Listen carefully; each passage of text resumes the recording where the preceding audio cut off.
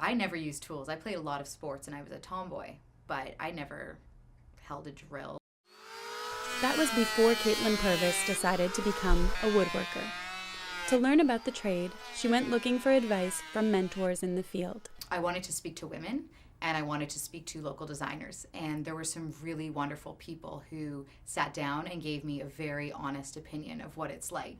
I found a course that's free in Vancouver, Women in Trades Training, and they offer a 3-month course that you can enter. So I didn't come out of that feeling skilled, but I knew that I liked using these tools and doing this. And through them, I was able to go to BCIT. Brina Jackson is the only female instructor at BCIT's joinery department.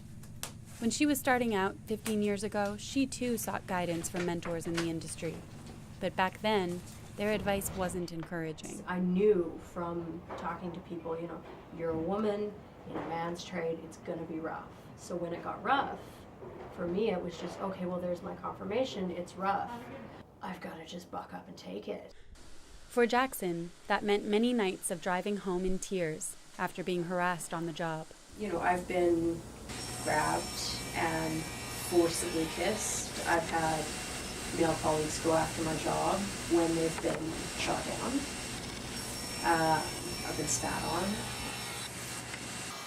Where was somebody to tell me I didn't have to go through that?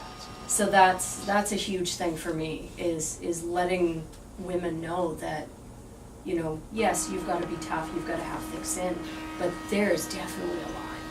And when that line gets crossed, you don't have to just take it. Although Jackson sees more female students enrolling in the trades program at BCIT, women still make up only 4.5% of skilled trade workers in Canada. Third-year class right now is small. It's just 5. It's all men. It's a persistent gender imbalance that Jackson hopes to see change. I've never been the majority in the workplace, in the trade. And thankfully it is slowly getting better. I don't want to say it's getting better. We're magically all rosy. It is incrementally moving in the right direction. With more supportive employers and educational programs in place, Jackson says there's a simple solution to getting more women in the trades.